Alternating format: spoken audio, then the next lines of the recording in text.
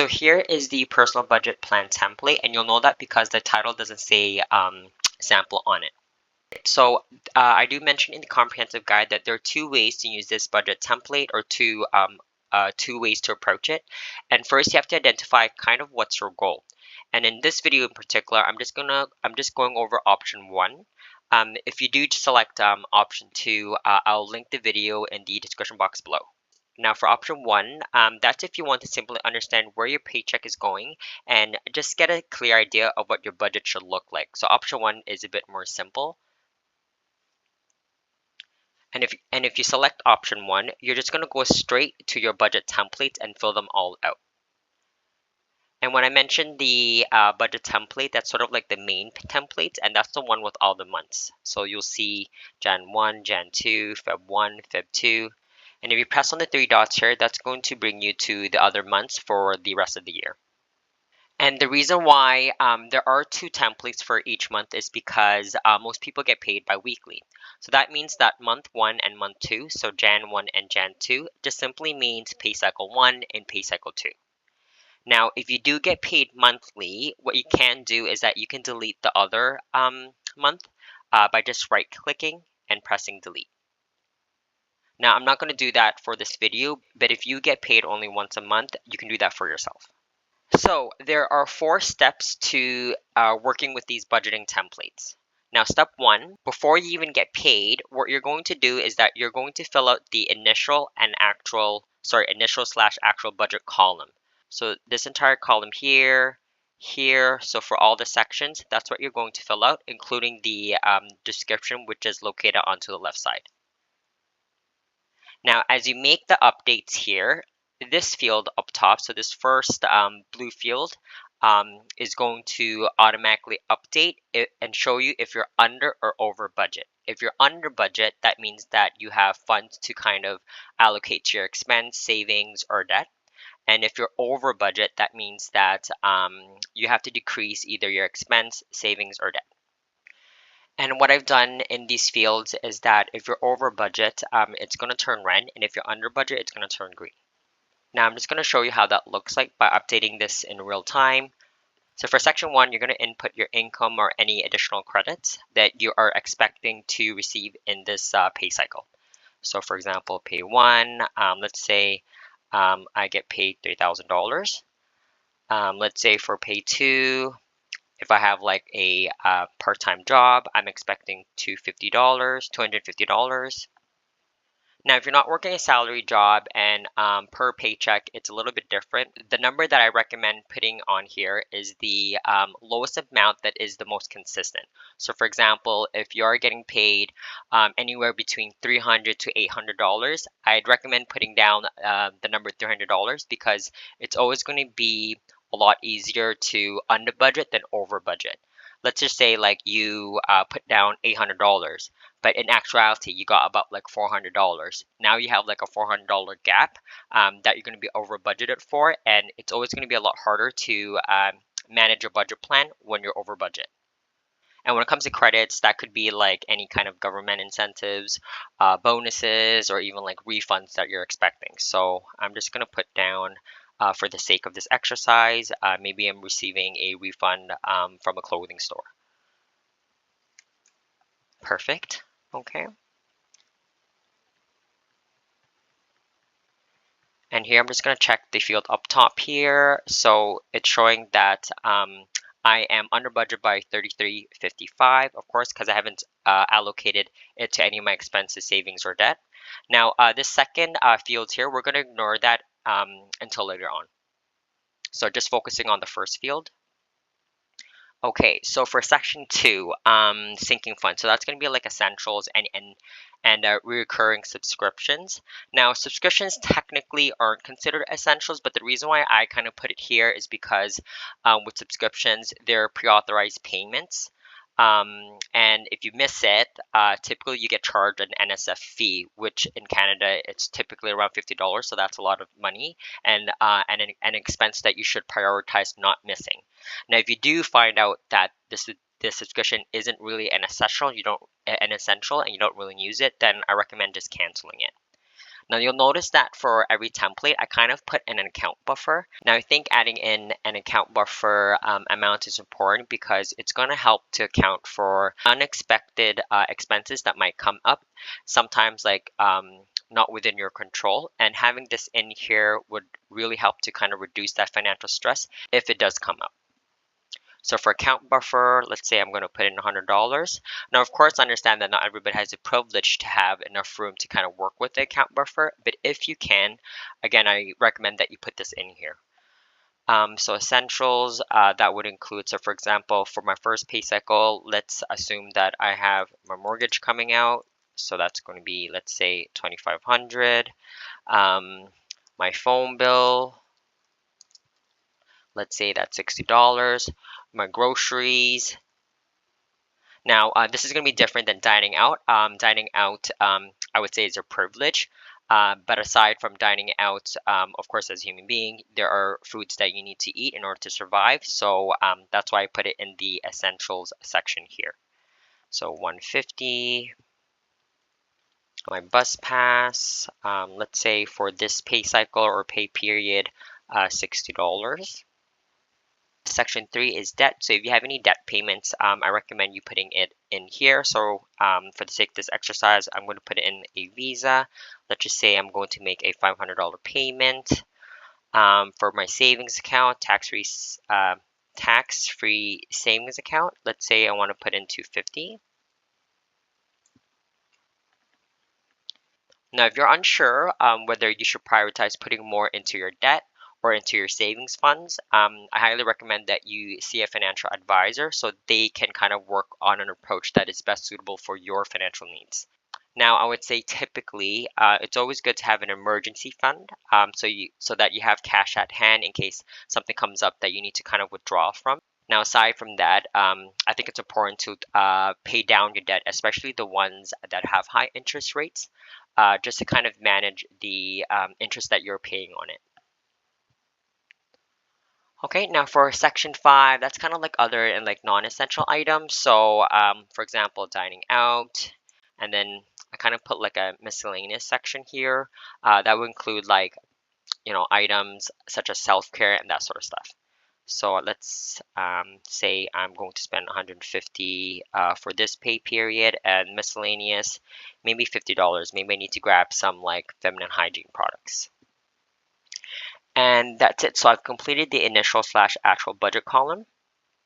Now, how do I know if I'm actually over or under budget? I'm gonna check that first field. So, like I mentioned before, because this is in red and it's in a negative amount, so that means that I'm over budget by $465. So I need to reduce the amount of some of these expenses, savings, or debt allocations that I've made. Now, if I'm looking at this, I would like to prioritize paying down debt because you're paying normally interest on it. So I'm going to reduce maybe my savings and only put $50. And then maybe I'm going to reduce the dining out. So let's check back here again. So $215. So I'm still over budget by $215. So where can I pull that from? Maybe I can be a little bit more conservative when it comes to my groceries. So another 100. So sorry, I'm reducing it from 150 to $100. Now I do want to save a little bit of money here. So because I'm still over by $165, maybe I don't put anything into my savings account. And when I say that, maybe I already have an emergency fund, so I'm not really prioritizing additional savings because I have that emergency fund. Now, the thing about me is that I know that I do like to go out to eat, so me reducing the dining out amount might not be realistic. So I might have to reduce my debt payment. So let's go $300. Now I'm over budget by $85. So maybe I can go $385. So now it's showing for 0, which is good. That means that I've allocated all my funds to my expenses, debt, or savings, and that there's technically nothing in my checking account. So what we just did was for step 1, that's before you get paid. Now for step 2, once you do get paid, you're going to go back to the initial slash actual budget column and update your income and credits.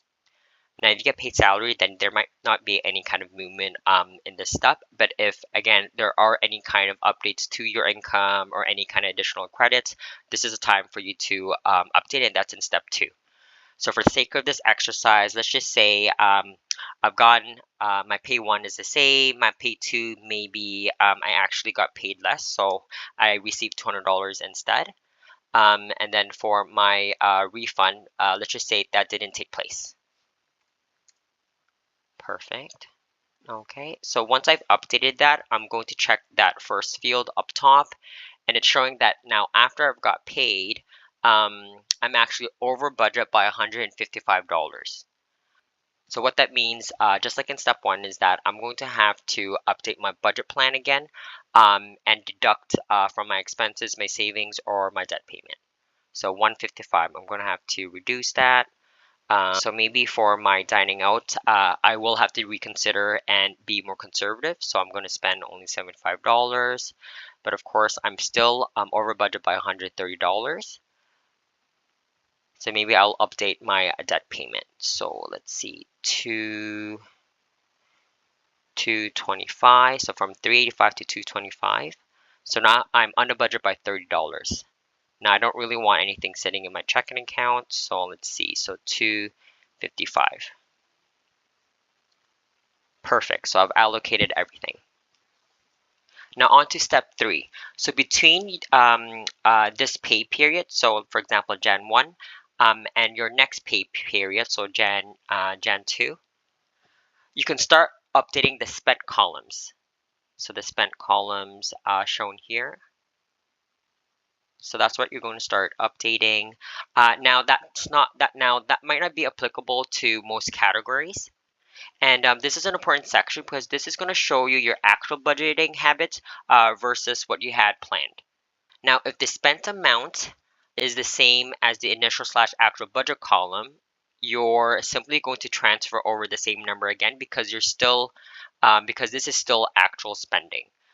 So for example, before I got paid, I budgeted my mortgage to be $2,500, but mortgage payments tend to stay the same. So in terms of how much I've actually spent on my mortgage, it's going to be the same. Now for the account buffer, typically it stays the same. So once I get paid, the amount doesn't really vary unless I'm trying to make an update on that. Now for the phone bill, every month for me is the exact same. Now for groceries and the bus pass, that's going to be something that I have to update on an ongoing basis. Now what you can do to kind of help you calculate that is that you can use the calculators located to the right of the template. So these calculators are going to help you calculate the categories that you have to update on an ongoing basis. So I'm just going to show you how that works. And it looks like in this template, I've already labeled the calculator so I know what it's kind of referring to. So groceries, and for this one, I'm going to put bus pass. So for example, let's just say January 3rd, I went to Costco and I spent $150. Oh, actually, no, I should not be spending $150 because my budget's only $100. So $50, sorry, $50. And then January 5th, I went to No Frills and I spent like $5 on bread. And then January 7th, I went to Costco again, and then I spent $30. So it ended up being $85, and I'm going to add in $85 here. And of course, because it's one of the categories that I have to update as I go, I'll update this number as the days go by. Now for the bus pass, let's say I go for this week, I'm going into the office 5 times a week. So one trip there and back is $660, and then 5 days in a week. So January 1, so 5 days.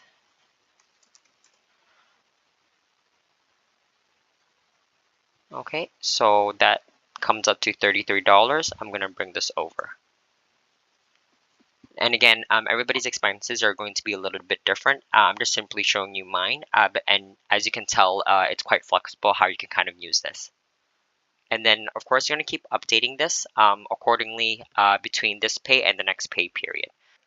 So here for the Visa amount, once I get paid, I typically just do one payment. So it's not something that I have to update on an ongoing basis.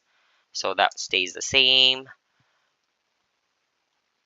Now for the dining out and the miscellaneous stuff, that's something that I do have to update on an ongoing basis. So for example, let's just say Jan 6. Whoops. So Jan 6, I go to a restaurant and I spend $50. Jan 10, I go to another restaurant and I spend $45, right? So that actually ends up being $95. I'm going to put that in there.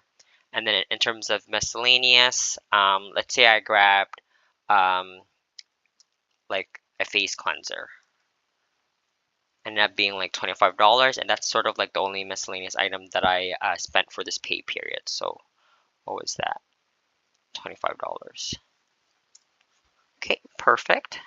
So what we're going to do is that you're going to keep updating until your next pay. But before you move on to the next budget template, you're going to check the spent field up top here. So once you've made all of the updates of how much you've spent during during this pay period, you're going to check here to see if you're under or over budget. If you're under budget, that is a good sign. If you're over budget, that means that you spent over your planned budget.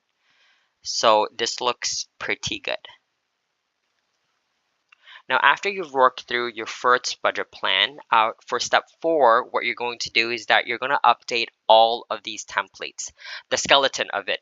And what I mean by that is that you're prepping all of the templates so you don't have to retype all of the basics every single time.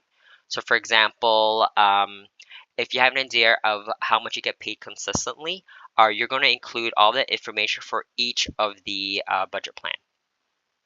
So for example, I know that, or I have an idea that my full-time job and my part-time job kind of pays like the same amount every single time. So what I'm going to do is that I'm going to highlight this, press Control C at the same time on my keyboard, and I'm going to paste it into my income like that.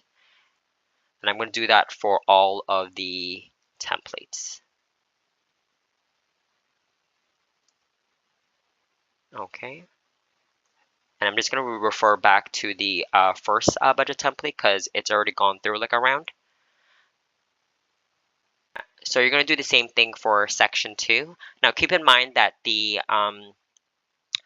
for your mortgage and for your rent and as well as your phone bill and like things like that, that only happens once a month. So what I'm going to do is that I'm going to copy and paste this all. But I'm going to do this for the first budget plan of the month because I only pay these.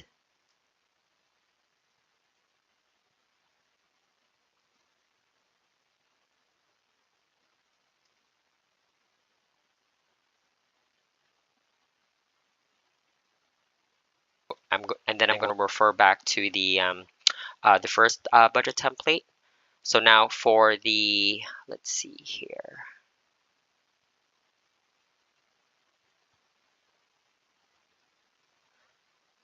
Now for the account buffer, I would like to do that every single month. So I just want to make sure that's included every single month.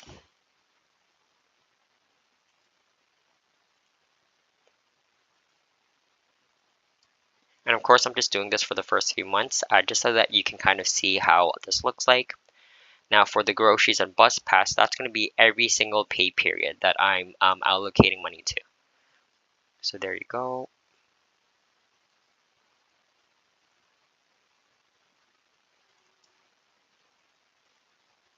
Okay, and like I said, for step 4, that's what you're going to be doing. You're going to kind of use the first budget template plan kind of like as a guidance, and then you're going to be copying and pasting it and updating all of the other budget templates. And then notice that eventually there's going to be a lot of repetition, but of course doing it this way is just going to prep you for success. And before I wrap up this video, I do want to share one tip. If you do have any pre-authorized payments coming out of your checking account, for those particular expenses, I normally like to highlight it. So for example, let's just say my phone bill comes out of my checking account. This is normally I kind of do it this way to kind of remind myself that I need to make sure that that amount stays in my account.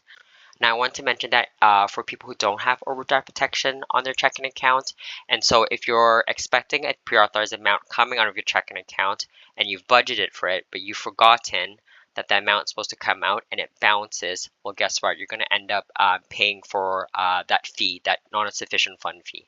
And of course, for the sake of you being proactive and budgeting, you definitely don't want to be paying a fee that you don't need to. Actually, sorry, just one more thing in case you're not going over the comprehensive guide in detail. So once you've completed your budget plans and you've gone through a couple of pay cycles, and then you notice a few things such as you're spending more than you earn, or you're spending too much money on non-essential items, or you're actually paying a lot of interest and or fees when it comes to your debt. Well, don't worry because you can adjust your budget because now you have a comprehensive view of how your budget plan looks like. However, if you find that sticking to your budget plan is challenging, I recommend checking out page 7 of the comprehensive guide because that's where you can find additional insights and tips that's going to help you to really kind of manage that aspect. But if your budget is perfect, then just keep doing what you're doing. Thanks again so much for your time and happy budgeting, planning, and saving.